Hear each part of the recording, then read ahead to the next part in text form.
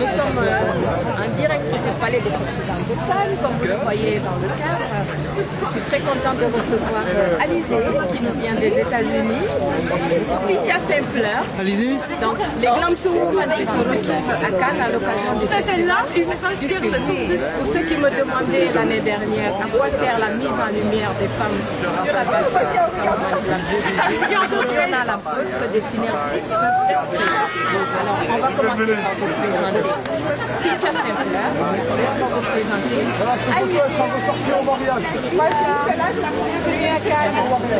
Alors Cynthia, qu'est-ce que tu fais de beau?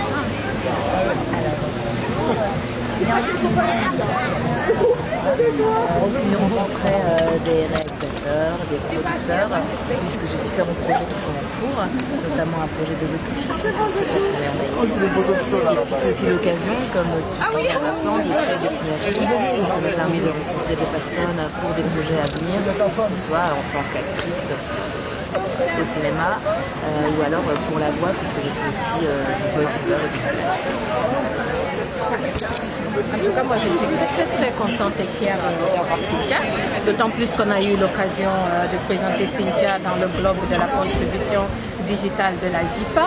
Je fais un petit coucou en passant à ma collaboratrice Grace BH, qui est la fondatrice du Globe, un globe qui a quand même permis la mise en lumière de 1001 visages de femmes africaines, ce qui n'est pas petit. Donc le travail continue et je suis très fière d'avoir mes deux Glam Women. Alizé, à toi. Bonsoir. Alors Alizé, bienvenue à Cannes. Merci. Donc Alizé, elle va nous dire un peu ce qu'elle fait. Elle va commencer en français et après elle va nous expliquer ce qu'elle fait de beau en anglais. Très bien, donc moi je suis Alizé Terrain, je suis basée à New York depuis une dizaine d'années. Donc je suis journaliste, je suis aussi rédactrice en chef de mon propre magazine, appelé Alizé la vie magazine, qui en fait parle un peu de tout, c'est-à-dire que ça va de la mode, tout ce qui est entertainment, c'est tout ce qui est art, culture, aussi sport, la santé, et aussi les Nations Unies, puisque je suis aussi journaliste accréditée aux Nations Unies, donc c'est aussi une manière aussi de mettre en lumière aussi ces activités et sur la même plateforme. Voilà, je suis aussi International Business Consultant, c'est-à-dire que j'accompagne sur des projets donc, pour trouver des financements et aussi des investisseurs. Et j'ai aussi je fais beaucoup de choses aussi avec les jeunes. Je suis très impliquée dans tout ce qui est éducation, donc je favorise en tout cas l'accès aux jeunes de la diaspora, donc aussi bien les Antilles, l'Afrique, pour venir donc en tout cas profiter du réseau aux États-Unis, mais aussi dans le cadre de stages et aussi d'avoir une formation professionnelle. Voilà. Merci Alizé. En anglais. Oh. Hello, hi. Hello, hi. My name is Alizé Utoin.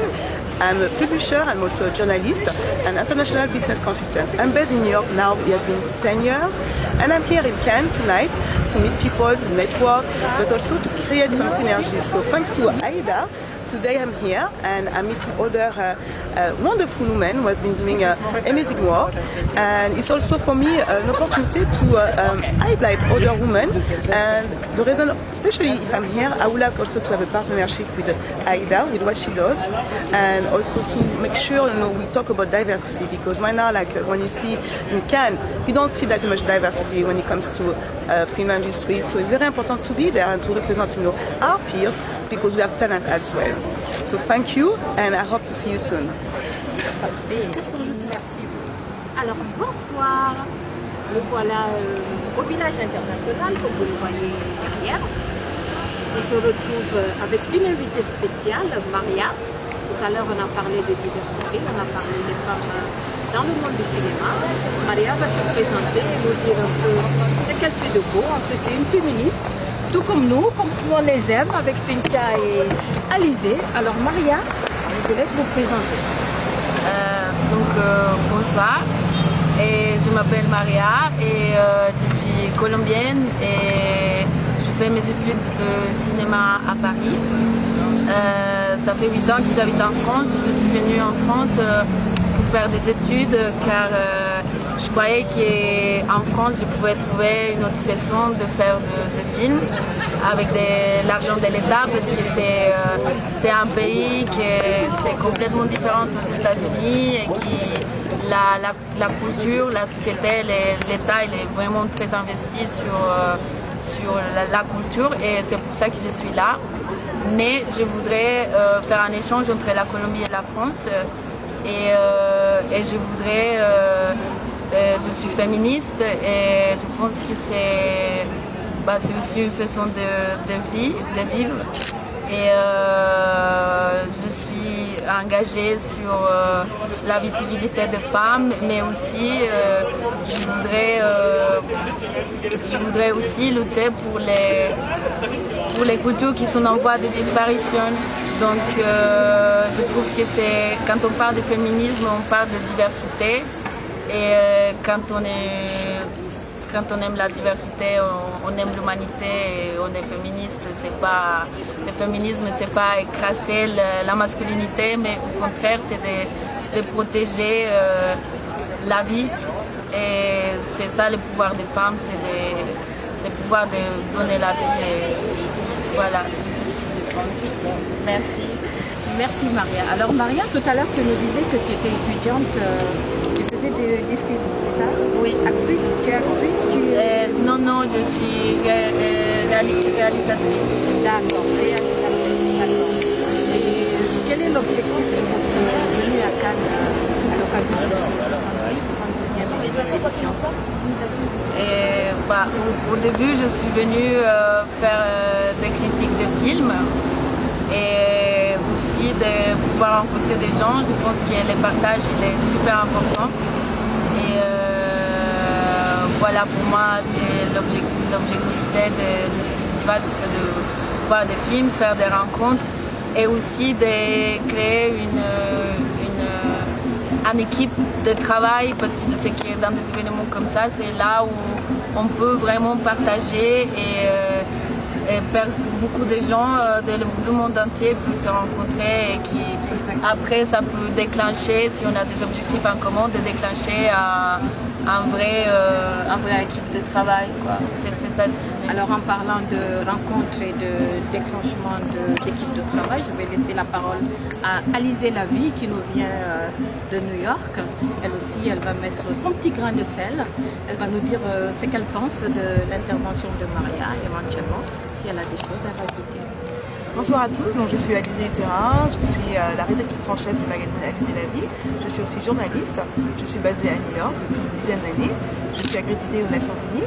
Donc j'ai le plaisir aujourd'hui d'être à Cannes, donc entourée de ces magnifiques femmes qui représentent la diversité, avec Maria en plus.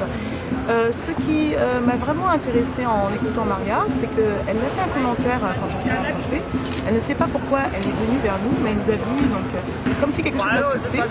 Et elle a fait un commentaire très intéressant en disant que en fait, elle a vu une ethnicité. Donc je voulais que justement qu'elle nous dise davantage un peu plus qu'est-ce qui a fait, au-delà de voir effectivement par rapport à notre, je suppose, nos vêtements et de nous voir aussi, puisque nous représentons aussi la diaspora, qu'est-ce qui l'intéresse et qui fait qu'aujourd'hui qu'elle est venue vers nous? Moi, je pense que c'est très difficile à répondre dans une seconde, mais j'aime bien quand les femmes elles prennent la parole et qu'elles ont quelque chose à dire parce que j'ai passé la plupart du temps à me poser des questions sur ce qui vend le plus d'images, genre en termes de photographie, en termes de costumes, robes. Toujours les femmes, c'est une question de quelque chose de visuel, alors que parfois on peut trouver des réalisateurs comme, je sais pas, réalisateurs très connus, mais ils sont toujours en smoking, ils sont toujours presque tous pareils. Et on ne les remarque pas. Donc c'est ce qu'on voit des femmes, c'est leur costume, c'est ça ce qui remarque le plus à Cannes. Mais quand je vois des femmes qui prennent la parole, moi j'ai envie de m'approcher et c'est ça ce que j'ai fait. D'accord. C'était juste. Je voulais vous poser la question en termes de, on va dire de diversité. Est-ce que vous trouvez qu'au Festival de Cannes, vous qui aujourd'hui étudiante en journalisme, sur le point de terminer, est-ce qu'en étant ici, en faisant vos reportage. Est-ce que l'expérience nous montre qu'il y a de la diversité vraiment au Festival de Cannes? Et non. Merci, catégorique, merci, c'est clair. Maria dit non. Non, et je vais être très objective par rapport à ça parce que j'étais en mission d'être photographe. Et voilà, je n'avais jamais photographié des mannequins. Et il y a les plus prestigieux d'hôtels s'appellent les Martinez et à Cannes, et c'est là où tous les acteurs vont se faire coiffer, tout ça, bon, la plupart, c'est le plus accessible. Et du coup, je veux que des femmes blanches, européennes, je veux vraiment je veux pas du tout d'asiatique. Non, c'est même pas latina. C'est-à-dire que c'est vraiment un business qui est très fort parce que même les paparazzi ou les photographes, ils prennent la photo de la femme parce qu'elle porte une robe et peut-être parce qu'elle est coutumier et c'est une robe très chère, mais c'est toujours porté par une femme qui est grande, blanche et j'ai aussi fait des interviews aussi sur les Indiennes aussi. J'ai pas vu Bollywood, j'ai pas senti l'esprit de Bollywood ici, ni en termes de cinéma, ni en termes d'actrices ou de réalisatrices, rien du tout. Et donc ça vous gêne tout ça? Oui, ça me gêne, oui. Je pense que j'avais lu un article et les chefs du festival, ils avaient dit on va trouver une égalité, après que les jurys soient hommes et femmes aussi et tout ça. L'équipe 50-50. Et non, pour l'instant, Vous ne voyez pas tout ça? Non, malheureusement, non. Maria a tout dit. Non, vraiment, Maria a tout dit. Donc voilà, moi je suis actrice, métissée, et voilà, on se bat pour une meilleure représentativité déjà devant la caméra, mais on se rend compte aussi que c'est le cas en production, dans la création, dans les équipes de scénaristes, et effectivement, il y a un problème en France, il faut dire ce qui est. Donc voilà, je fais partie d'une commission d'une association qui s'appelle la FAC, Acteurs et Actrices de France Associés. La commission s'appelle les diversités, et on a à cœur de se battre pour que toutes les diversités puissent être représentées à l'écran, qu'elles soient africaines, qu'elles soient noires, qu'elles soient blanches, qu'elles soient asiatiques, qu'elles soient arabes, qu'elles soient orientales, enfin voilà. Et c'est vrai que c'est quand même fou d'être au Festival de Cannes et de pas avoir, sauf alors de ma part, de ne pas avoir eu de films de Bollywood. Enfin voilà,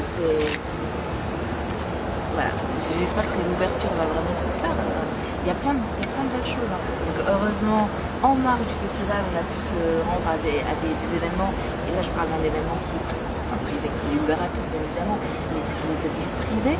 C'était Diversity in Cannes, on y était lundi, et un événement sponsorisé par Viola Davis, où il y avait dans le couloir Chris Tucker, je ne l'ai pas reconnu, je ne vais pas m'en remettre.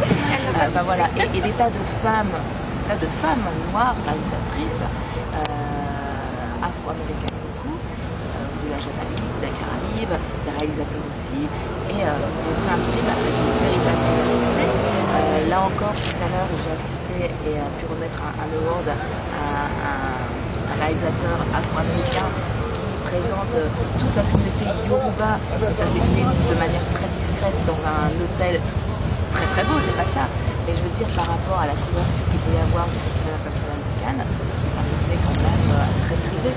Donc voilà, je ne sais pas. Après, oui, effectivement, il y a des films qui sont à l'honneur. Nous avons la chance d'avoir un membre du jury féminine originaire d'Afrique. C'est pas rien, je suis d'accord. Mais c'est trop peu. C'est trop peu.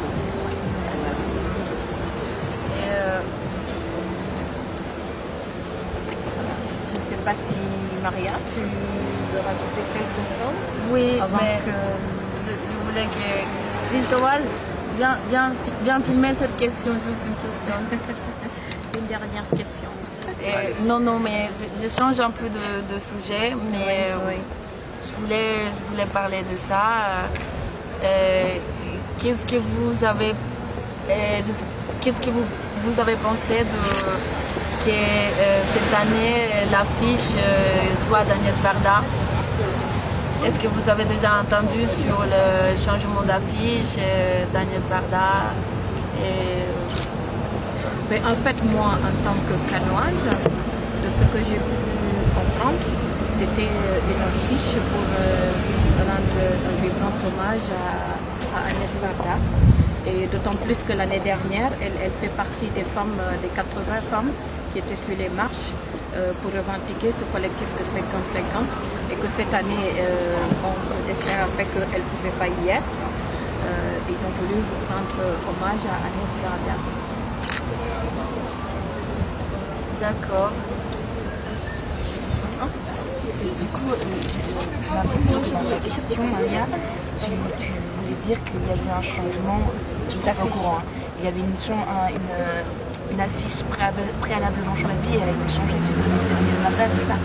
Non, je veux dire, c'est vraiment une stratégie économique, mais je ne sais pas si c'est vrai qu'il voulait qu'Alain Delon il soit dans l'affiche. Donc je cite vraiment, je ne sais pas si j'ai les bonnes informations, mais je ne sais pas. Donc, moi non plus, même en étant aux États-Unis, en tout cas le retour que j'avais, c'était justement pour lui rendre hommage, justement par rapport à son implication.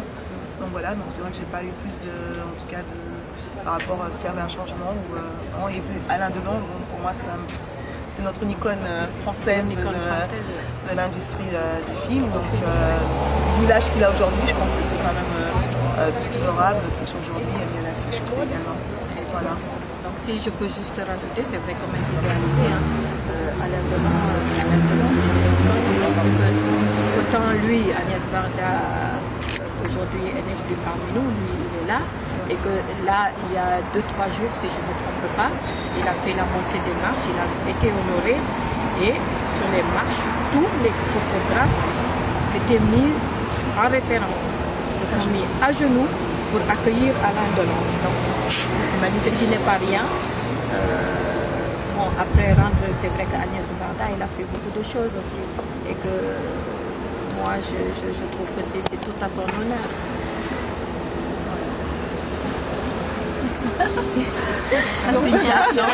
Bon, ben, on va clôturer, on va remercier quand même Cissé qui nous accompagne ce soir. Merci Cissé. Ces interviews.